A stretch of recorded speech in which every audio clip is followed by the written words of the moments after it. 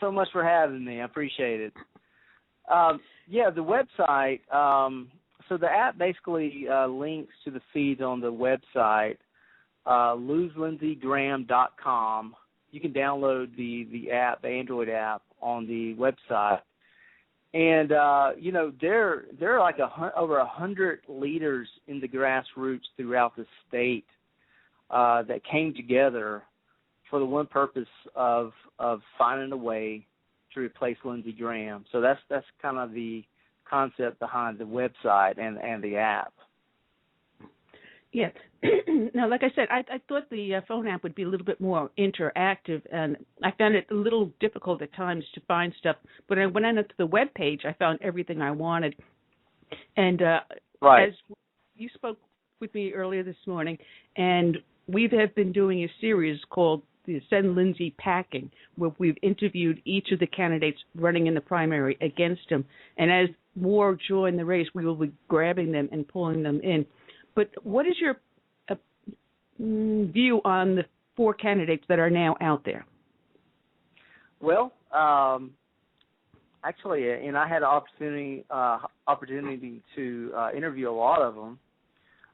Most recently, he's not a candidate because he's on, he is basically at Fort Dix. His name is Lieutenant Colonel Bill Connor.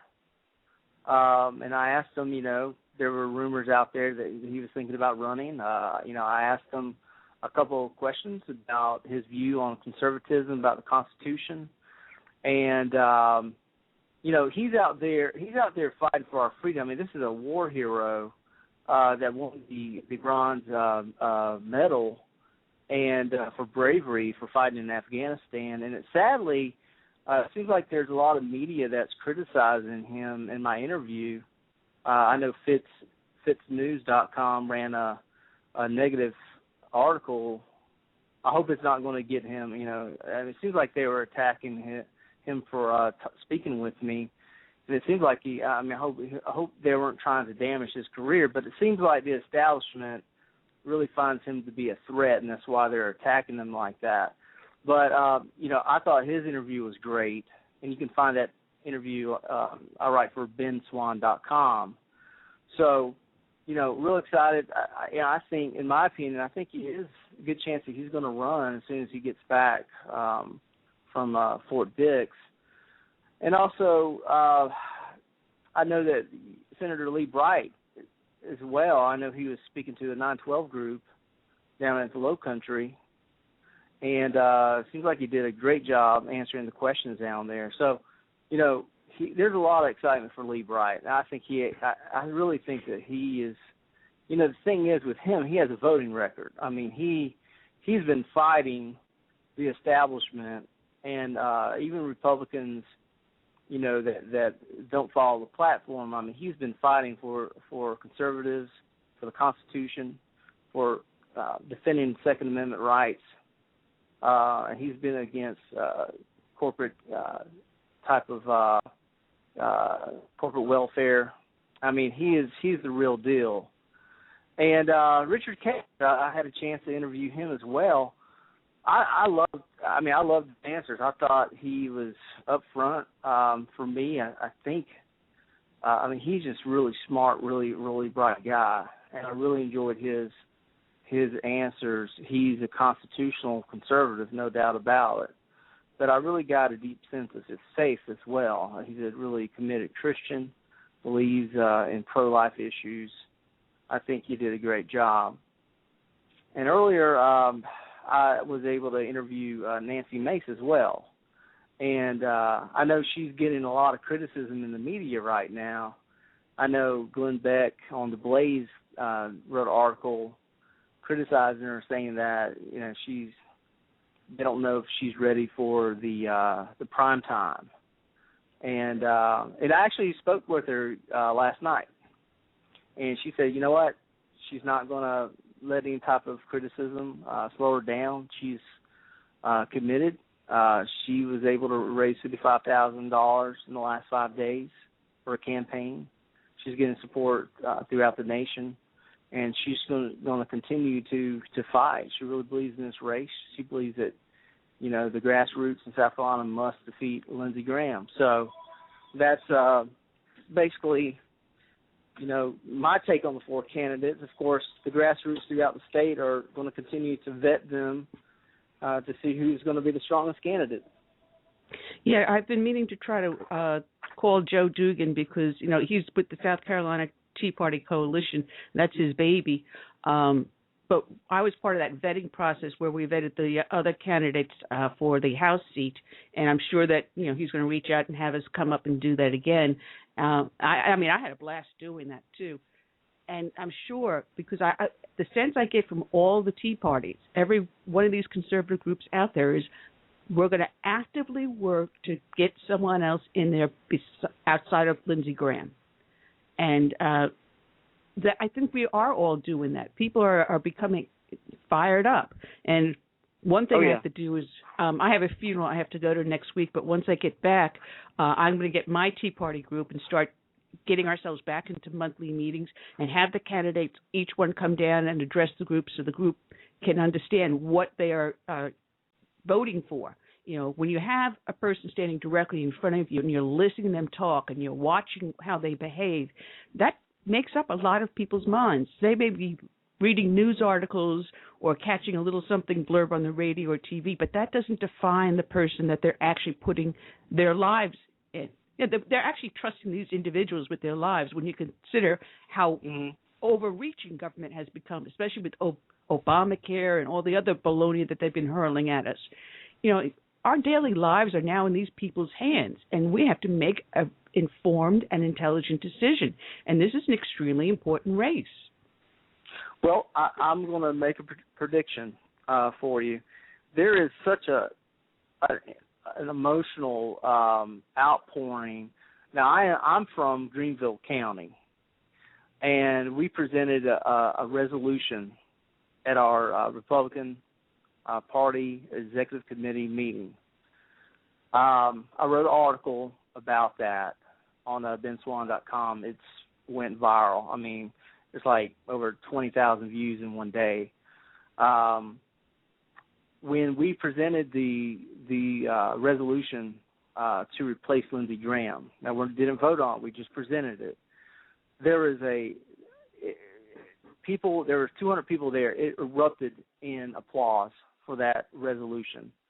It's basically 29 points of where Lindsey Graham has not voted like a Republican should, according to the platform. And many of those points he sided actually with Democrats on a lot of those issues. This is not a Jim DeMint type of conservative. And what I predict is that you're going to see a lot of counties throughout the state introduce the same resolutions. I think there's going to be a lot of counties that's going to come out and censure Lindsey Graham, which I think that just shows that a lot of people are just tired of Republicans, not being held accountable to their conservative platform. Yeah, I used actually that petition on a couple of shows when I was doing the interview of the candidates because I'm saying these are great, excellent talking points. And if anyone doesn't know what I'm talking about, go to loselindsey.com and pull up that petition. It's several pages long, but it actually does detail the biggest sins that Lindsey Graham has against his constituents. And a couple of friends of mine that run the Bluffton Tea Party joined some others where they actually sat down and met Lindsey Graham head-to-head. I think Diane Bellson was in with them also on that one. And what shocked each one of them, these are from 912 groups, Tea Parties, other conservative groups. It wasn't just Tea Party. This is the core of the Conservative Party. And he told them to their face, I'm not going to vote the way you tell me how to vote. I'm going to vote the way I feel is the best for South Carolina. Right. And that floored us. Absolutely. When she told me that, he said, what? That it doesn't matter what we think. You can have 100% of the people that voted for you tell him, do not vote on this immigration reform. And he will still go against the voters because he is so arrogant. He thinks he knows better than anyone else. and that is why he's got to go. Yeah, absolutely, and I think that, and what's ironic is he continues to say that he's a Reagan conservative, and I've asked all the candidates similar questions. Is, look, would Reagan vote for internet tax? Would he vote for a tax on the American people? Would he on the judiciary, would he approve judicial activists, radical activists like Sotomayor and Kagan? Here's a person who said that that he's pro-life, that he's for traditional marriage, but yet he gave his approval for Sotomayor and Kagan, these radical justices. And look at what we have now with the Domer ruling, and now we have 40 years of abortion on demand with Roe v. Wade. There's consequences of those choices, and I think a lot of people, are waking up throughout South Carolina. They're tired. They thirst for someone that's going to stand up for principles, that's going to stand up for the Constitution. And that's what they hunger for. And I think South Carolina can really be a microcosm for the rest of the nation, because I think there's other more moderate Republicans. They're being challenged right now throughout the country, and I think what you're going to see are those moderate Republicans being replaced by folks like the Ted Cruz, Michael Lee, Rand Paul. I think there's a movement throughout the nation. We hunger for freedom. We want to change. And when you side with Democrats that much, it's just, you have to ask yourself, is this person really a Republican?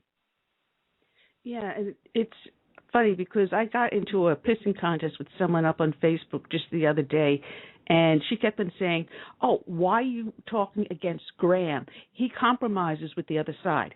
And the problem with that, I told her, is, oh, yes, he compromises, but the problem is we're always giving, and we're getting nothing, absolutely nothing back in return. And that's not compromise. That's surrender. Right. When is the last time that the Fab Four on the Supreme Court compromised? You never see them divided. You never see the four on the Supreme Court divided. They all vote the same, always. At times they will side with it'll be a majority or something, but you never see them split. That's the same thing. It's just the Republicans, and especially the rhinos, have surrendered our liberties and our sovereignty to basically the same situation that took place in 1776. Yeah. Almost virtually the same. Quick question for our guests. How did you get involved in this? I mean, this is really cool. Well, I tell you what, I've always been interested in politics. I was raised in the Midlands of South Carolina. That's why I have this accent. And so I've always voted Republican. It's really interesting. It's for a long time I always thought that the Republicans were the good guys, Democrats were bad guys. But 6 months ago, I really realized that, it's really not so much about that. It's really about those people that are in power and those people that are like middle class like me, seeing my rights being taken away time and time again. And then I started thinking, well, some of these Republicans, man, they sound just like Democrats. And I said, this is not right. Someone needs to speak out. And 6 months ago, I really woke up when they started talking about, when you had Dianne Feinstein talk about banning and confiscating our guns. And then I was thinking, because I always knew that Obama was a socialist. I always understood that.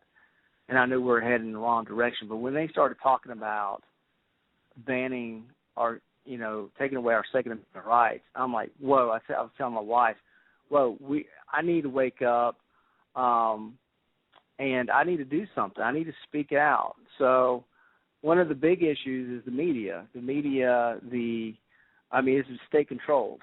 I mean, it's unbelievable the mind control that this nation is under, and that's why I started the GreenvillePost.com, and that's why I started writing for BenSwan.com as well. And I've been overwhelmed with the response. Actually, people, it's either two things: people really hate me, and those are the criticism normally comes to the establishment type of Republicans in the state, and those people that say, man, wow, I finally have a voice. I totally agree with what you're saying, and keep up the good work. And I have a third voice, that's my wife, which hates what I'm doing because it takes away time from family. It really does. There's a sacrifice you have to put into this. But I tell you what really gets me excited is to see the activists throughout the state, the conservative activists that are awake, really make a difference, really make a change. I actually see it happening. And you know what, that really encourages me, because if we can recruit more people and wake more people up, we can take this nation back. And that's what when I wake up every morning, when I before I go to sleep, I say, you know what, God is calling people, stand in the gap, and He wants people to wake up and sound the trumpet. Because the boss, we don't do something now, we're going to be a lost nation. So I'm encouraged. I'm excited that you guys are out there as the real media, to be honest with you, speaking the truth, and that's very encouraging. And so I'm really excited about it. I'm definitely excited about that. But the thing is, as far as like the establishment, there's a mantra right now with the establishment on both parties, and that is unity. They always use the word unity. But my thing is, look, I don't want to be united. If unity means being united behind the status quo, I don't want anything to do with that. I want to be a reformer. I want people to be united by this reformation that we're trying to accomplish here, this revolution of taking our country back and going back to the Constitution.